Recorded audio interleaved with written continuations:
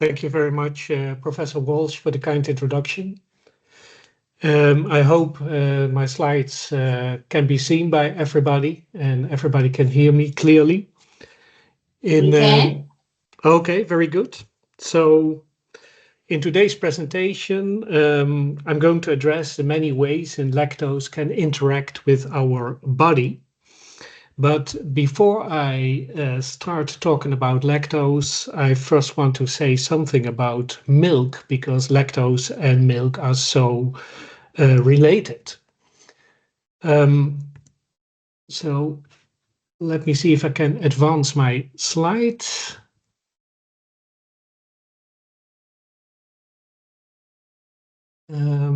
Seems to be a little bit stuck.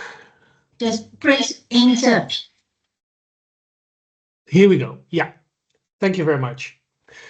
So I would like to start off my presentation with a nice quote from Professor Dr. Mark Thomas from University College London. I think it's a very insightful quote on milk.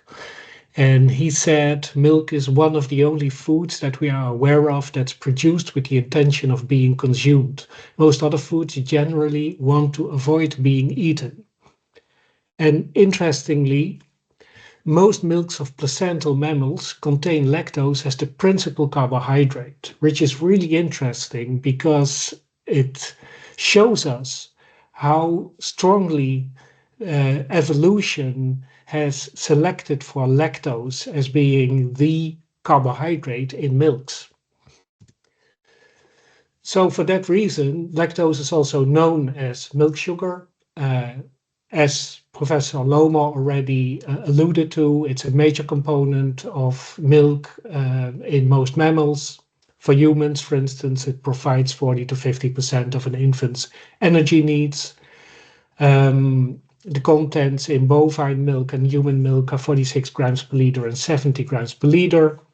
As Professor Loma already showed, lactose is a disaccharide, which is made up of glucose coupled to galactose. And on the left-hand side, you can see the lactose per serving of dairy products. And these are the typical serving sizes of Europe, of the Netherlands. So 200 ml for a glass of milk, 150 ml for a bowl of yogurt or quark, and 30 grams for a slice of cheese. And what you can see from this picture is that milk indeed contains most of the lactose. So it's depending on if it's cow's milk, goat milk, or sheep milk, it ranges between, let's say, 8 to 10 grams per 200 ml. In the typical serving of breast milk, which is 80 mLs, there's 5.6 grams of lactose present. In yogurt and quark, it's about 4.8 to 5.5 grams. And then, as Professor Loma also showed us, in cheeses, the lactose content is generally pretty low. So when you, for instance, look at the typical Dutch Gouda cheese, a slice of 30 grams hardly contains any lactose because the lactose has been fermented by the bacteria that are present in these products. So the first part of the talk, I would like to show you the interactions of intact lactose in the upper digestive tract. And one of the first things that I would like to talk about is the fact that lactose is less prone to cause dental caries compared to other sugars. If you look at the graph here on the left side, you can see here on the y-axis the pH, and the lower the pH gets, the more cariogenic the sugar becomes. On the x-axis, you see the time of exposure of the dental surface to the sugar in minutes, and you see here different curves. And what you can see in this picture is that lactose causes a smaller drop in pH than sucrose. You can see here the curve for lactose, a 7% solution, and this is the curve for 7% sucrose solution. But what you can also see from this graph is that when lactose is part of a dairy product, so if it's part of the milk matrix, that it's almost non-cariogenic. you see that there's hardly any drop in pH here in the green box. The reason for that is that if you look in the total milk matrix, besides lactose, there are also proteins present, there are peptides present, there are minerals present, and all these molecules can attach themselves to the dental surface and add extra protection to the teeth. So as a takeout, we could conclude that lactose is the least carcinogenic sugar of all fermentable sugars, and that when it's part of the complete milk matrix, it's almost non-carcinogenic. What's really interesting is that lactose is less sweet than other sugars. You can see that here on the left-hand side. Here at the end is lactose, and lactose has a relative sweetness of 20% of, for instance, sucrose, which is here at 100%. So it's a factor 5 less sweet. The other thing is that lactose does not elicit reward effects in the brain, which is really remarkable. All other sugars elicit these reward effects, but lactose doesn't. And there's a lot of debate in the scientific literature about this, like what could this mean? Is that important for early taste preference development in infants and young children? Could it be related to healthy body weight development in infants and young children? I think the judge is still out there. It's at the moment not known, but it's an interesting characteristic. Another interesting feature of lactose is its relation to satiety. So there was an experiment done, a study by Jane Bowen in 2006 in Australia, and she showed that under isocaloric conditions, consumption of lactose results in less acute appetite and reduced second meal energy intake compared with glucose. So what does that mean? Let's go over it step for step. So what she did, starting here on the left-hand side, is she produced 3 isocaloric liquid preloads. So a drink, one containing 55 grams of protein, another one 56 grams of lactose, and a third one 56 grams of glucose. And what they did is they measured appetite in the participants who drank these preloads in the course of time. And what they saw that after 2 hours, the individuals that consumed the glucose-containing preloads experienced more appetite than the ones that consumed the lactose-containing and the protein-containing preloads. And interestingly, if after this period of 3 hours, the individuals were offered a lunch at which they could eat ad libitum, then the ad libitum energy intake at that lunch was reduced by 13% in the lactose preload individuals compared to the individuals that had consumed the glucose preload. So very interesting that lactose seems to induce more satiety than glucose in this experimental setting.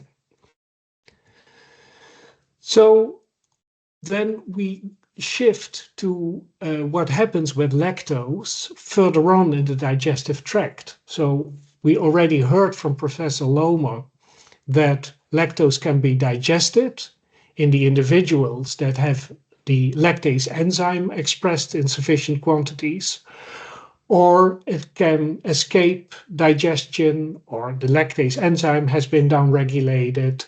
And in that case, there's also undigested lactose that ends up in the lower parts of the GI tract.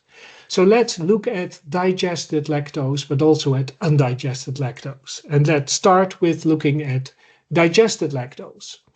So if you are lactase persistent, or if you are a very young child or an infant, then there is sufficient lactose available in the small intestine to digest the incoming lactose, and the lactose will be degraded into galactose and glucose, and these will be taken up inside the body. So what happens with the galactose? Well, the galactose from lactose is mainly metabolized in the liver and is largely converted to glycogen.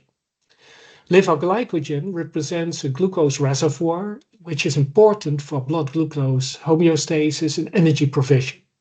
So lactose ingestion, that's very interesting, nearly doubled the rate of liver glycogen repletion compared to glucose alone. So it seems that lactose has been designed in a way to really be able to replenish these glycogen stores in the liver as rapid as possible. Why could this be important? Well, during neonatal development, liver glycogen is an important source of energy. But also, if you look at adults, for instance, people that are athletes or are physically active, liver glycogen restoration is important for recovery and subsequent performance. And there is another interesting side effect of this galactose retention in the liver, and that's that lactose consumption results in a relatively low insulin response because only the glucose moiety of lactose gets distributed through the peripheral blood circulation and is able to stimulate insulin secretion in the pancreas. Glucose and galactose are also important building blocks. So glucose and galactose are used for building human milk oligosaccharides, HMOs, like 2-fucosylactose, which are present in breast milk, but they are also building blocks for complex macromolecules, especially in the immune system and in the nervous system. And I put an asterisk behind nervous system because it's interesting to realize that galactose is a key constituent of so-called cerebrosides. And cerebrosides are the main building blocks of myelin. So that's the white matter in the nervous system. And there is one nuance that I have to make because galactose can also be produced from glucose inside the body. So that's an endogenous production route. But it seems that that route is most likely insufficient if an infant, for instance, is growing and developing very rapidly. So when the immune and nervous systems are also developing very rapidly, probably under those circumstances, dietary galactose, so coming from lactose, is really important to give the necessary robustness for the proper development of the immune and nervous systems. Another feature of lactose is that it has a low glycemic index. The index is 46. And the glycemic index is a ranking mechanism of carbohydrates, foods, based on their immediate effect on blood glucose levels. And here in this picture here on the left, you can see on the y-axis the blood glucose levels and on the x-axis the time. And what you can see is if you consume a high glycemic index carbohydrate, you'll get a real spike in your blood glucose concentrations very rapidly after consumption. And then you'll get a strong dip again after 1.5, maybe 2 hours. If you consume, on the other hand, a low glycemic index carbohydrate, then you get a much more gradual appearance of glucose in the bloodstream. So you don't have these high peaks, these spikes, and you will have a more prolonged glucose response in the blood. So why is this important? Well, low GI foods and carbohydrates have been linked to improved management and or prevention of diabetes, but also to better weight loss management, reduced risk of development of heart disease and cardiovascular disease and mortality, and also reduced risk of development of specific cancers. GI has also been linked to cognitive function and sports performance. So it's an interesting and probably very relevant characteristic of carbohydrates. And interestingly enough, the majority of dairy products are of low GI character. So you can see here in this table, I highlighted in yellow the dairy products, and you can see that 95% of all dairy products are low GI. 5% are medium GI and 0% are high GI.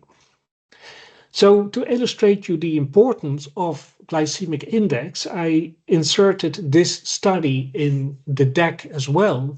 This was a study that was performed in 2022 by Anderson's group and published in the American Journal of Clinical Nutrition. And what they did is they replaced lactose by corn syrup solids in infant formula. And corn syrup solids, that's mainly glucose. And they showed that that replacement is associated with an increased risk of unhealthy body weight development. And I think this study clearly shows the importance of GI, because what I did here in this table, I summarized all the findings that the authors reported in the paper, but I just want to pick out the top one for now. That's the one on glycemic index, because what they speculated about in the paper is that the higher GI of the corn syrup solids replacement, which has a GI of 100 versus the GI of 46 for lactose, that this higher GI is associated with increased insulin response and fat storage in the infants. And I think this is pointing us to the importance of the type of carbohydrate that's used in this case, infant formula. I want to close this part of the presentation off with the application of lactose in sports nutrition, because it's really fun. It's a pretty new topic. It hasn't been studied that much in the past, because a lot of people that are active in sports avoid lactose because of, of course, the gastrointestinal complaints that could occur from it. But this is work from Professor Gareth Wallace in Birmingham, UK. And what he did is he took 11 cyclists and put them on a bike for 2.5 hours and fed them 48 grams per hour, either lactose or sucrose. So in total, they consumed 120 grams of these carbohydrates. And what he did, and that's what's here in this figure, is he looked at the oxidation of these carbohydrates in the body of these cyclists. And what he saw was that sucrose and lactose showed the same oxidation rates. And that's something that was unexpected, because it was always believed that lactose would be a slower sugar and it would never be as efficiently oxidized as sucrose. So he concluded from his study that lactose is an alternative energy source during exercise with oxidation rates similar to sucrose, at least when ingested at moderate rates. This I found very high intakes of lactose and sucrose, but apparently this is pretty moderate for sports activities. Then, interestingly, this is a little bit more detail, but it's just, I hope, fun for you to see.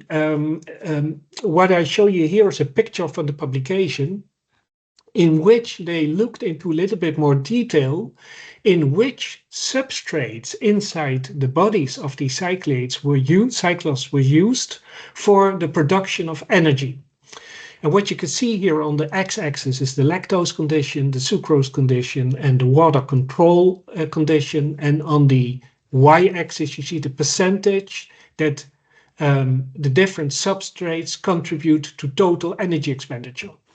In black, you have fat oxidation. Here in gray, it's endogenous carbohydrate oxidation. And in white, exogenous carbohydrate oxidation. What you can see between the lactose and the sucrose condition is that both conditions consume approximately the same amount of exogenous carbohydrate, so lactose or sucrose. But you can see that much less, significantly less, endogenous carbohydrate is oxidized in the lactose condition, and that's a sign of sparing of glycogen. The other interesting fact is that under the lactose condition, more fat oxidation could be occurring. So the cyclists were oxidizing, burning more fat tissue. And the reason for that is that lactose, being less insulinogenic than sucrose, permits fat oxidation because insulin limits fat oxidation and stimulates the storage of fat. So really interesting insights from this study. But now let's turn to the benefits of undigested lactose. So is it a conditional prebiotic? Well, let's first look at some already older work from 2012, a study from Frank Avila, who showed that undigested lactose can exert microbiota shaping effects that improve gut microbiota composition and activity. So lactose significantly increases the growth of bifidobacteria and lactobacilli in infants. Mind you, almost all infants are lactase persistent, so they can completely digest lactose and maybe take up 90% of the lactose in the form of glucose and galactose.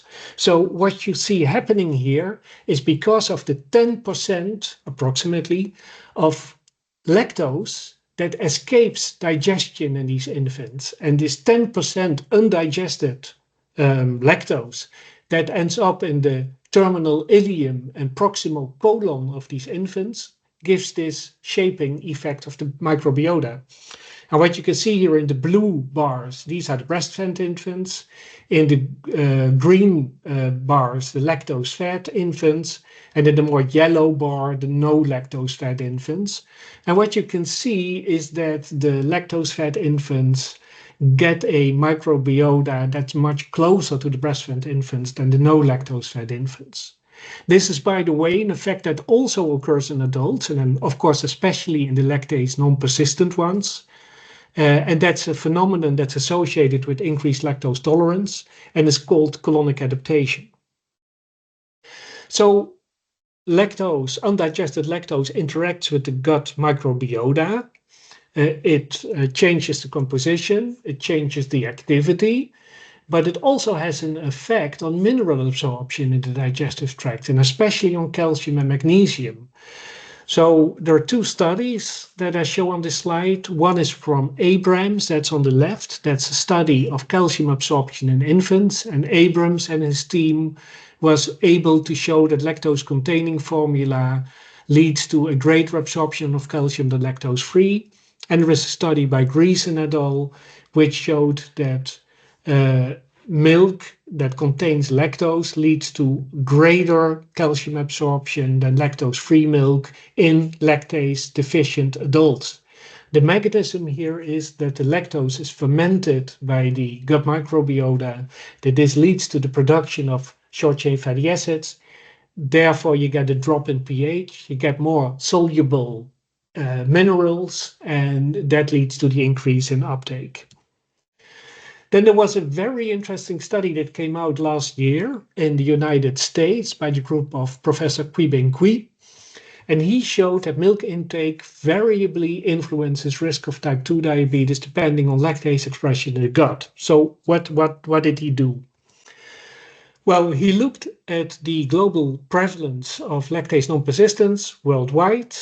He looked at the number of deaths from type 2 diabetes worldwide in 2021. And they started with doing a meta-analysis of studies that looked into the relationship between milk consumption and type 2 diabetes. And what they observed was that milk consumption has the greatest, strongest protective effect on type 2 diabetes in non-white populations. And that are often, of course, the populations in which the most lactase non-persistent individuals are present. And in those individuals, lactose behaves as a prebiotic. So they saw this association and they thought, okay, we want to dive into this a little bit further. And so what did they do?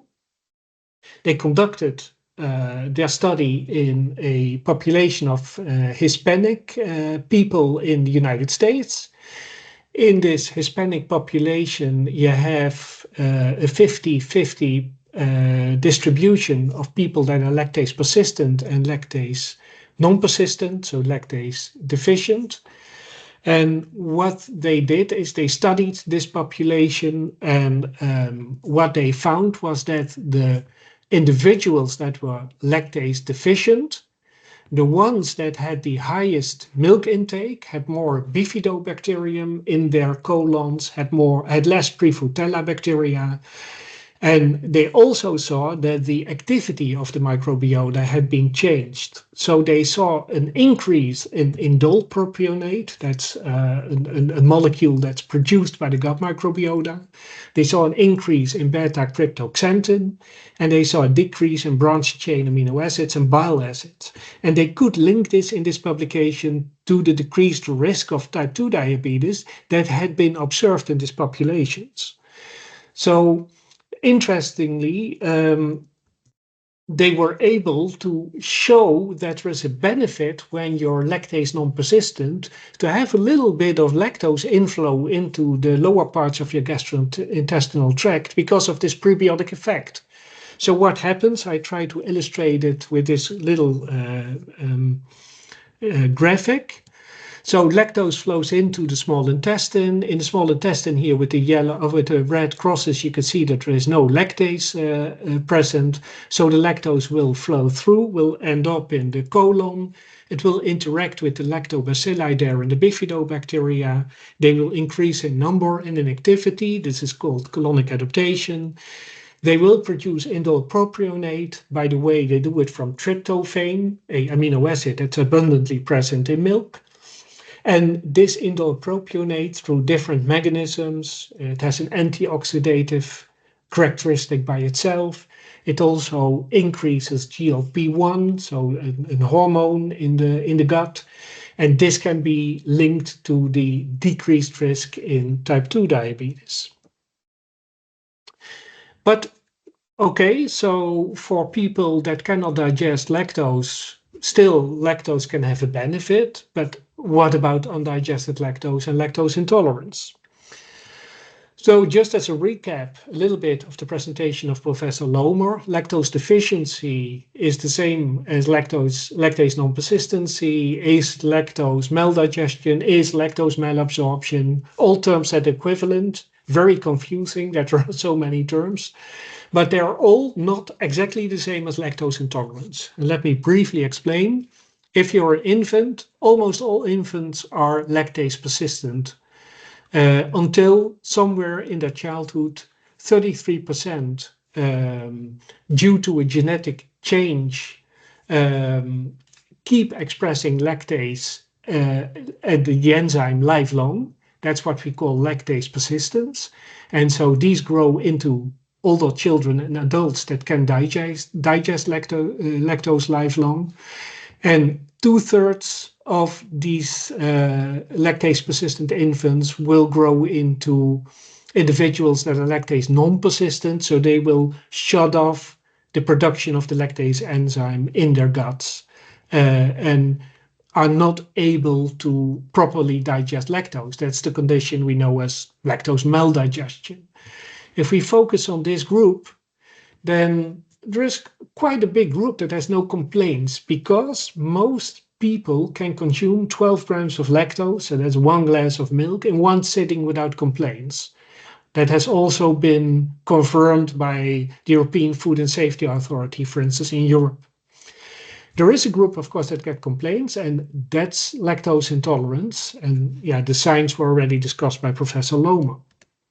So what we were wondering a couple of years ago was, could lactose consumption lead to more lactose tolerance? And we started a study on that topic 2 or 3 years ago, in which we tried to show that repetitive consumption of an increasing dose of dietary lactose by lactase non-persistent individuals would lead to changes in the gut microbiota, so the colonic microbial adaptation, but also to decreases in symptoms of lactose intolerance. And what we did, we took these lactase non-persisting individuals, we took the ones that were really avoiding lactose and then put them on a regime of twice 3 grams of lactose per day for 4 weeks, then twice 6 grams of lactose per day for 4 weeks, and in the end, twice 12 grams of lactose per day for 4 weeks, so equivalent to 2 glasses of milk. And what we saw was that in the hydrogen breath test, there was a significant improvement in the hydrogen output. So there was much less hydrogen present in the breath test results after the treatment than before. So huge improvement. And we also saw that there was an increase, this is before, this is after, in the bifidobacteria, especially Bifidobacterium longum and adolescentis. There was also no increase in gastrointestinal complaints. So, we very clearly showed that even up to 24 grams per day of lactose, if you build it up gradually enough, you get a lot of benefits in terms of your gut microbiota, but you don't have lactose intolerance complaints, and you don't develop those. So that's the end of my presentation. I just want to summarize. Lactose is the principal carbohydrate in the milk of most mammals. It's characterized by low sweetness, low karyogenicity, and it has a satiating potential. It gets digested in the small intestine by the enzyme lactase. In healthy infants and young children, lactose supports healthy growth and development by supplying energy, building blocks, and shaping the developing gut microbiota caused by the undigested lactose that overflows into the lower parts of the GI tract. In all other age groups, physiological effects depend on the level of lactase in the small intestine. So if there is enough lactase, if you're lactase persistent, lactose behaves as a low GI sugar and provides energy and building blocks. If lactase levels are insufficient, you're lactase non-persistent, lactose behaves as a prebiotic and interacts with the gut microbiota. And lactose overexposure can lead to intolerance complaints, but there are many influencing factors. We showed in our own study that repetitive consumption of lactose increases beneficial bifidose, and that it acts as a dietary fiber and can increase lactose intolerance. And because of these many health benefits of lactose, recent European and world recommendations have excluded lactose in dairy products from the definition of free sugars, whose reduction is recommended against the development of metabolic diseases. And with that, I'm at the end. I thank you for your attention and I'm open for questions.